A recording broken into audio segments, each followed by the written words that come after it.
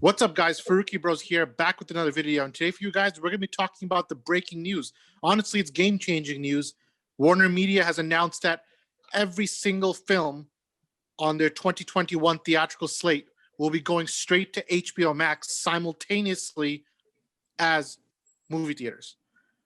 So some of the movies include The Suicide Squad, Matrix 4, Godzilla vs. Kong. We already talked about how Wonder Woman 1984 was moving to a simultaneous launch as well. And this is actually this is what, we've been talking about it extensively these last few months, honestly, since the pandemic, of what is the future of the theatrical model. We talked about it so many times that, well, with the pandemic, we knew that theaters closed around the world, and the data shows that audiences are not comfortable going back to packed movie theaters, and that experience that we had last year with 9 films hitting $1 billion, including Avengers Endgame, which was the top grossing film in history. And just like that, with the blink of an eye of the pandemic, everything has changed, and it's changed for good, it seems, because vaccine or not, studios have made it clear that streaming is their future and stream is the focus for their business strategies going forward. So we already saw Disney's CEO, Bob Chapek. He said that Disney Plus is the most important thing for them going forward, and they're putting more resources into that. And now WarnerMedia has made the announcement that, well, guess what? Not only are we focusing on HBO Max, every single movie is coming out on HBO Max the same day it comes in theaters, which for many audience members takes away the need to even go to a theater anymore, when you can just fire up on your own big screen TV the same movie.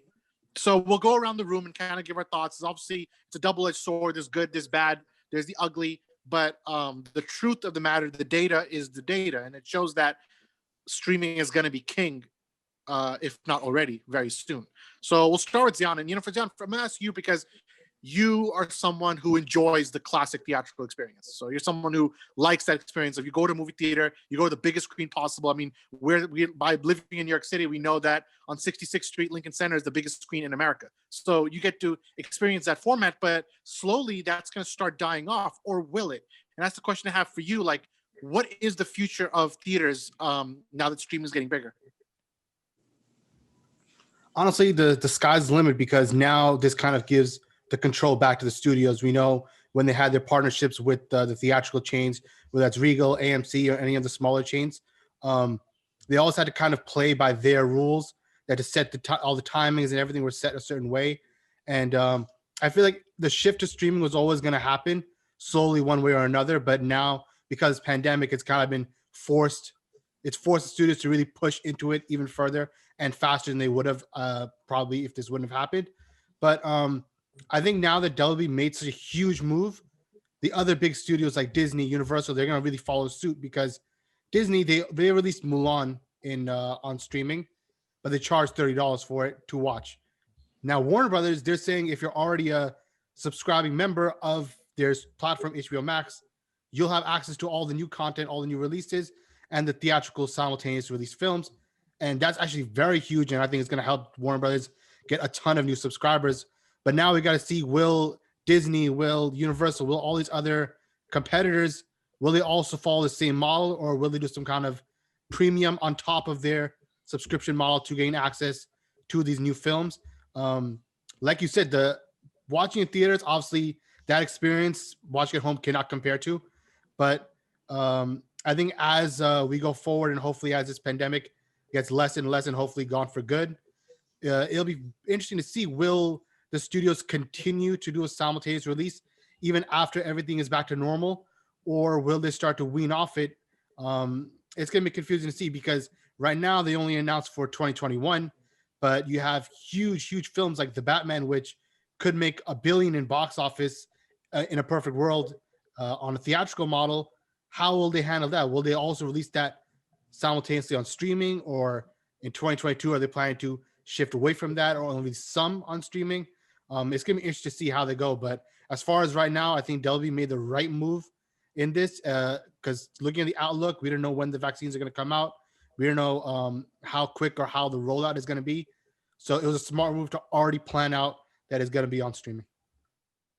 And then, it's interesting, because we're talking about streaming, and we did our last 2 podcasts ago, we talked about how the biggest IPs like Star Wars, like DC, like Marvel, they're all making big jumps into streaming. I mean, we know with Disney, the Mandalorian is just a few days ago, they said the Mandalorian is the most popular show in the world right now. And it's a Star Wars show, right? So, and we talked about how Mandalorian on our last Built Different stream, how Mandalorian was arguably more popular than Rise of Skywalker, which is the theatrical movie. So, and then we talk, and then, so Umar, with you, I want to ask, like, is streaming like the potential of streaming? So my question would be like, do you think that IPs like your favorite DC, Marvel, Star Wars, are they going to actually be better on streaming versus theatrical model? And we saw with the Snyder Cut, it getting released as a 4-episode miniseries, how that's going to actually elevate what that potential can be. So give me your thoughts on like the optimistic side of streaming becoming king.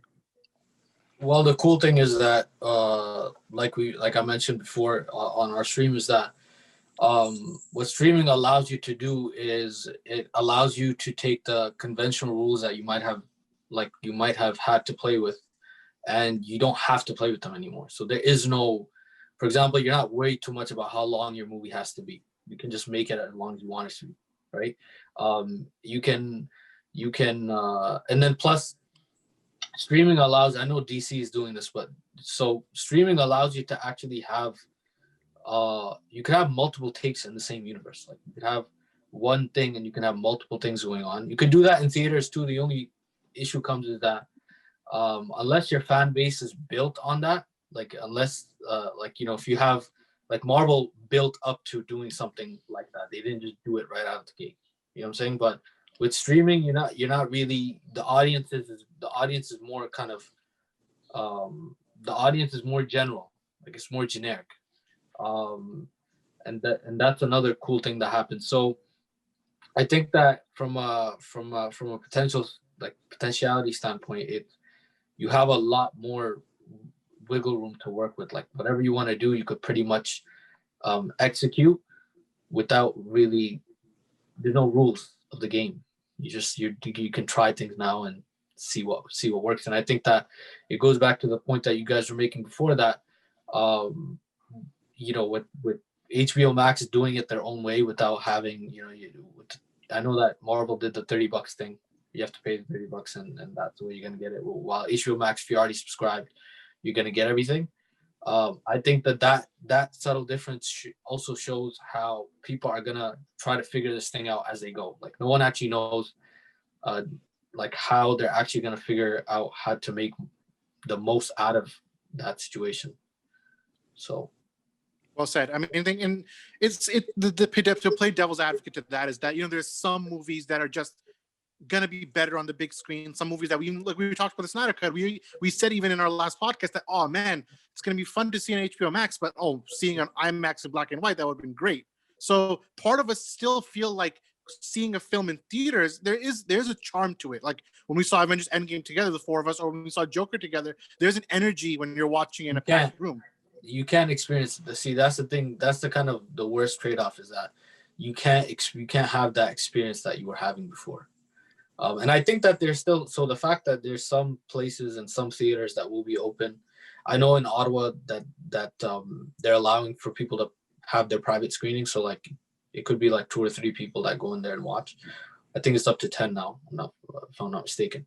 But there's still ways to have that. I think it's cool where they're still trying to like make sure you can have both. But as a model, you can tell that because the world has changed, and the world was changing even before the pandemic, they were already moving towards that more. Now you see that studios are not taking like risks like they took with Tenet or other movies. They're gonna try to make the best of the situation in front of them. So right. So let's look at this year's movies that are actually coming out. Right, we're gonna look at The Suicide Squad, Matrix 4, Godzilla vs. King Kong. Obviously, Wonder Woman just ended this year, beginning of next year. It's going to be tied together. If, Samir, you had the choice, you have HBO Max and theaters open in your area. For us, we probably don't have that choice. Let's say you have that choice, right? Or is there any movie you'd be like, I'm going to take the risk. I'll go to theaters to watch this movie. Is there any movie like that? Or do you feel like, hey, if the option is open for streaming, I'll always go streaming? Well, First off, we don't have HBO Max in Canada yet, which is a huge shame. But we haven't seen much of Kong versus Godzilla. I mean, the last Godzilla movie was a letdown. Me and Charles were looking forward to it a lot, but it's just not it. But maybe Kong versus Godzilla will be better, and that will be a movie to see in theaters if he has the option. Yeah, actually, I was gonna think the same thing. Like those kind of movies, would you consider larger than life movies, huge spectacle, big action? You naturally want to see those in the big screen. So I was also thinking that for all the movies, Godzilla versus Kong would have been one that I'd be like, okay, that's something that I would consider. And the thing is, theaters will open in big cities too. So we're talking about the vaccine, and it's a completely medical situation where when is the vaccine going to come? If it does come out, are people going to be taking it in mass or not? And then if you get past that concept, you think that, okay, let's say everyone is vaccinated. So that means the world is normal, right? Normal, quote unquote, because we're never truly going to get normal for a few years actually from this. But let's say everyone took a vaccine, best case scenario. But the studios have already made their decision. They're going to be putting this out on streaming and on digital. So now, and this is for anyone can answer this one, it's like the last question. If the world was normal and the same movie was coming out the same day on HBO Max versus the theater, which one would you choose? I think no brainer.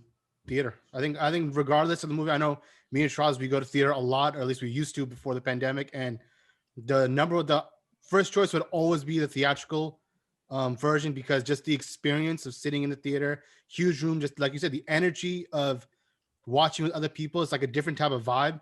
And that kind of like fun experience, you just don't get watching at home. So if things are perfect in a normal, perfect world, definitely theatrical over streaming, in my opinion. What about you guys? It depends. I think I would watch Depends on the movie. Yeah, I think I would be up for some stuff in the theater, and some things I would much rather just watch at home. What about you, Samir? I'm gonna have to agree with Zion. Yeah, just the theater experience is the way.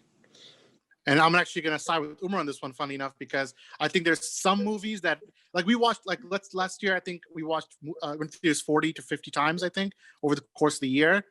I would probably think half of them aren't worth it for the theater experience. Like if it was already available at home, I could fire it up the same day and watch it and get the same kind of experience of seeing it first. Some part of the theater experience, you don't want to wait 3 months for it to come out on digital. You don't want to see it now. But of course, for the biggest movies, I would always go theaters.